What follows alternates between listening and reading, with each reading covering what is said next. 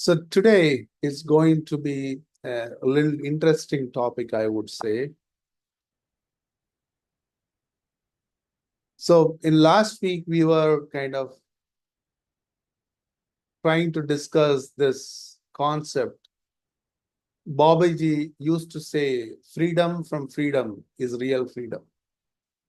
Like I was saying, it took me a lot of time to understand what exactly Babaji meant by freedom. And here, if you see, the yogis have a name for real freedom. It is called liberation. Kaivalya, Nirvana, Mukti, salvation. All these are the categories or, basically synonyms for liberation. And some people like to kind of differentiate between, liberation and nirvana, liberation and salvation. But I want to kind of consider them as synonyms. So liberation is freedom from the bondages of opposites. This is something to be understood. So that's why this is sort of a initial step. Liberation is freedom from bondage of opposites. But what happens when we liberate from bondage of opposites? What does it really mean that we lose some attachment to something or the bondage from something? So if you read scriptures of any religion, they speak about this concept of non-attachment. I think heartfulness is the only system sort of uh, dive deep into this idea of non-attachment. And Babuji's, famous statement, non-attached attachment. How does this work? Correct? See, I mean, I'm attached to my job, I'm attached to my family, I'm attached to so many things, likes and dislikes. I like music and I don't like certain music, right? So, I mean, each one has their different tastes. I like certain food and I don't like certain food, things like that. Correct? So there are so many likes and dislikes and so many. So if you look at the human life, we live in the opposites. I'm happy and someday I'm sad. Someday I'm emotional. Someday I'm well composed. So if you see, all that human mind can think of is the opposites. So these opposites and another level, the deeper aspect of it is, suppose I am praying to God, I am a devote of the Lord, then automatically there is an expectation, because I am the devote of the Lord, the better the Lord, fulfill certain duties, responsibilities, or, help me with my protecting me and things like that. So what's happening because of this opposites, we are sort of entering into a transactional state. All opposites are transactional state. I do this, I get this. I dislike it, I shun it away. Not only we are living in the opposites, that opposites are also creating a transactional mind. I do this, I must get something. Or if I do this, I lose something. So then spirituality became a big problem. So what if I am totally out of my likes and dislikes? What will happen to me? Because the scriptures have said you will be liberated. Oh, I don't want to be liberated. So people generally usually think if I am in a state of liberation, that means I lose all my tastes. That's a big problem to think of, right? But that's not how the liberation state, actually works.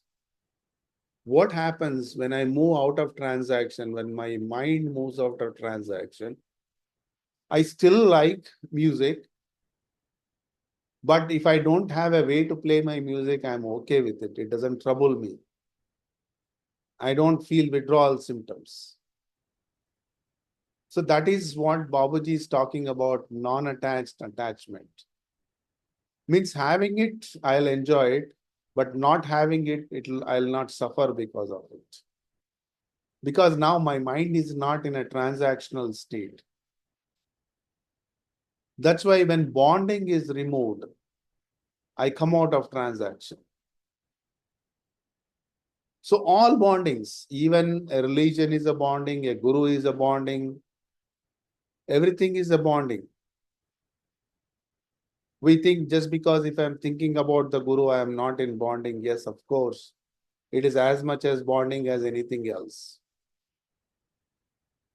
But even by thinking about the guru, if my mind is beyond transaction, then I can absorb the full essence of the guru. So when my mind is out of transaction, I'll absorb everything wherever my mind is put on. So that is the beauty of the liberated state. So liberation, freedom from objects, freedom from bondage is not shunning away the bondage, negating the relationships, negating the social life. That's not liberation. That's not a true aspect of a yogi. A true aspect of a yogi has to be all inclusive. There is no negation in a true aspect of a yogi. So please stop me while I'm talking if you have any questions, so that then the discussion becomes, really good if you kind of participate. Right? So the heart region, understanding the opposites.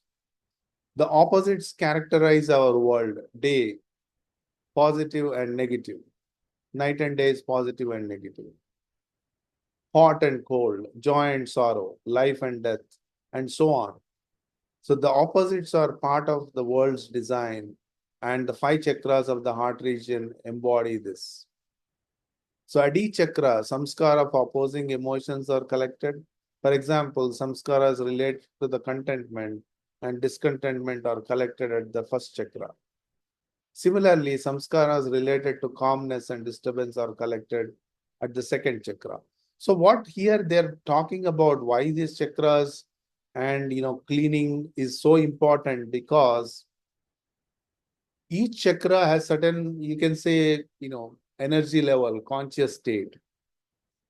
So according to the conscious state, these samskaras, impressions of different feelings of the opposite, anger, calmness, contentment, discontentment, all this will accumulate at certain chakra according to the conscious state of that emotion. Correct? So the image below shows the type of samskaras gather at 5 chakras. An easy way to remember the opposites is to think of in 5 Cs and 5 Ds. So how we feel at the time depends on the swings of the 5 Cs and 5 Ds. Right? So let's see the 5 Cs and 5 Ds. The contentment, discontentment. That's at the first chakra. Calmness and disturbance at the second chakra. Compassion and displeasure at the third chakra. Courage and discouragement at the fourth chakra. See, at each chakra, you will have these opposite elements. Clarity and delusion. So this should pretty much cover all aspects of, our life, the feelings, the opposites we live in. And as these chakras are cleaned and move within the chakra, when I move to a higher consciousness, it's all contentment. But if you look at it one way, contentment is an as much as a samskara than as a discontentment. When this chakra is completely cleaned, am I in a discontent state or am I in a content state? So Because we want to say, oh, positiveness is contentment. That means I'll go into the contentment state always, which is not true in human life. So what exactly mastering a chakra really means, I'm above the emotions associated at this chakra. That means I can choose to be content, I can choose to be discontent as the situation demands. But I can come out of my content state or discontent state at my will. That is what really the mastering of a chakra really truly means. Okay. So the chakra one is, of course, is associated with earth element. So the general understanding is all this manifestation, physical manifestation, is of the fire, is consists of these five elements. And those elements are earth, space or ether, fire, water, and air. And all of us know about this pretty much because it is said in our scripture so much, so many times, everywhere. And you will find the same references even in the Christianity. Maybe next time I can show you where exactly it is said. Consider this scenario.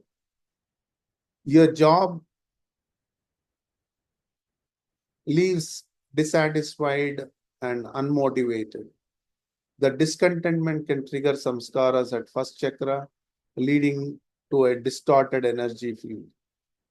If left unchecked, these emotions can trigger further samskaras at the second chakra, causing disturbance and instability. To keep this from affecting your performance, it is important to change your working style, take help from colleagues, or consider a different role. So all these disturbances, I mean, we all go through this. So if you see here, from discontentment to disturbance to displeasure to discouragement to delusion. So it's kind of be going to a spiral and things go out of control. One triggers the another. It's that cascading effect. And we all have been through this. We all have experienced it at different levels, correct? So we lose our control because the samskaras at these chakras are triggering your response. So the emotional energy trapped in these samskaras are unleashed. And before you realize, the cascade of emotional reactions is underway. Right? So now just because the 5 Cs and the 5Ds sit in the opposite does not mean that Cs are good and Ds are bad, which I was saying this. Both Cs and Ds are the results of samskaras, impressions that gather at the chakras. So that's why in spirituality, we cannot only talk about positives, we cannot only talk about negatives. Spirituality is about going above the positive and negatives. And all these positives and negatives are very much useful in our life. And when we go above the positives and negatives, I can deal with the positives and negatives without forming any samskaras. So that's the thing about understanding these chakras. It's not about, what energy levels, what this and that, and, it's mainly about as we master the chakras, when we merge into a chakra, we can go above the positives and negatives at that chakra. And again, going above means I can choose at my will either contentment or discontentment. Sometimes it is required. Sometimes one is required, the other is need to be negated. Sometimes both are required. It all depends on the life situation we are in. Right? An inflated ego disturbs the balance of the second chakra, where the feelings of calm gives away to smugness, a characteristic of arrogant behavior. and where even small things disturb you. If such behavior continues, you care less about other people's feelings. And in such heart, compassion suffers. As a result, now your third chakra is disturbed. So here, Daji sort of explained step by step how this cascading effects kind of percolates to the higher chakras from the lower. Now, even a small disturbance now make you insecure. Fear creeps in and you become defensive, disturbing the fourth chakra. And do you think there will be a clarity of consciousness when there is fear and insecurity? So there is only confusion and unfounded worries. The fifth chakra is now out of balance. And the chain of samskaras continues. So when likes and dislikes sway you, and disintegration is bound to occur. So the all aspects of spirituality is to kind of move away from this disintegration. And when we move away from disintegration, when we are above the opposites, we are truly free. Means the choices are at our free will. All the choices are available at our disposal. So that is a true state of liberation. And Babaji said, on the spiritual rung, the liberation is only the first rung. Yes, Cliff. You have a question? Yes, this kind of reminds me of this. I've heard it as a Buddhist saying. I'm not sure if it's true or not. Um, Before a monk discovers enlightenment, he totes water and chops wood. And after he discovers enlightenment, he totes water and chops wood, which basically says your life doesn't change, but how you view it, your attitude, it makes all the difference in the world. And what you're saying is, okay, I can choose be calm or be content or discontent or such. But these kind of like our emotions, and it seems to be more of something more primitive how we react to things than us choosing how we're gonna kind of react to things as opposed to a baseline where you have a general acceptance of something. Correct. That's very good. I mean, very well said, Cliff, and thanks for sharing that observation. Yes. So the perspective changes as we go above the opposites. We are still doing the same thing, but how we look at things changes. That's why there is clarity in our lives. So,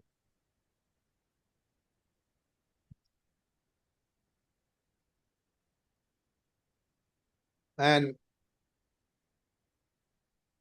the striking aspect of these studies is that all emotions or viscerally felt in the chest region, which corresponds to knowledge. You now have a spiritual anatomy. Studies also show that stronger feelings in the body, the stronger the emotion. So our emotional state also affect the body, the physiology, how we change, our blood pressure, our pulse rate, everything changes. So, but the origins of knowledge can be traced 5,000 years ago. In great Indian epic Bhagavad Gita, Lord Krishna spoke of this sequence of events. When human dwells on the pleasure of seeing, attraction, for them arises in him. For that attraction arises desire, the lust of possession, and this leads to passion and then to anger. So why anger?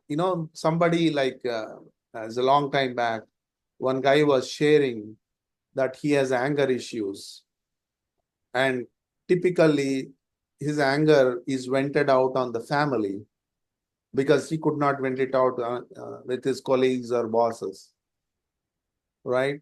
So he asked me, what should I do to get rid of this anger? So I told him, what is the root cause of the anger? And he said, I mean, my children, they don't do the right thing. My wife doesn't do the right thing. I said, no, that is not the root cause of the anger. The root cause of the anger is whenever there is an anger in you, know that you are failed to achieve something. Anger is an expression of a failure. Like, for example, if the mother is telling a child not to jump on a sofa, for example, the mother is nicely telling the first time, second time, third time. And the fourth time, she had to yell at the kid, get off the sofa, otherwise, I'll give you a timeout or whatever. So you see, anger, the requirement for the expression of the anger only takes place when there is a failure in your heart.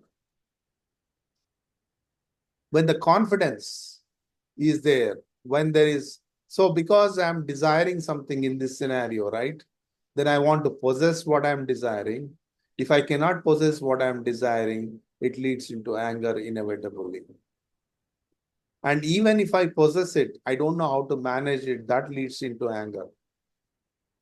So anger is always the root cause is the failure in your mind.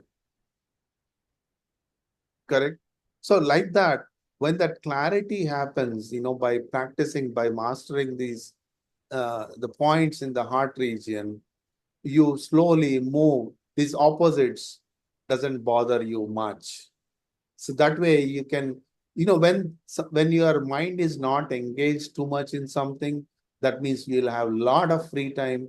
Your mind is free. With that free mind, how you use that mind? You can use that same mind, free mind, for your ennoblement, enlightenment, and further spiritual progress, or you might, squander it away in some ways. Lot of times we squander away all the available time, and we complain we are busy. But I don't think anyone is so busy that they cannot give themselves this freedom for their spiritual progress.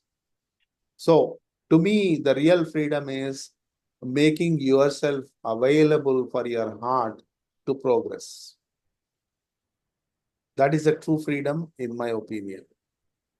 So, I'll stop here for any questions, comments, statements. Otherwise, we can, in I think 5 minutes, Daji's session is there, live session. You all can attend live meditation with Daji.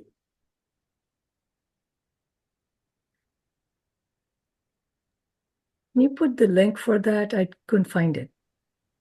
Okay, Please. sure. Let me get it right away.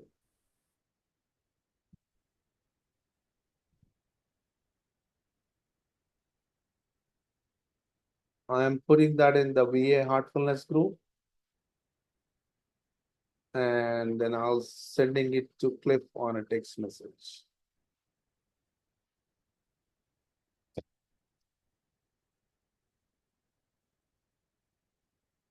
And if you go to YouTube and you can just type in Daji Live, and you will see the upcoming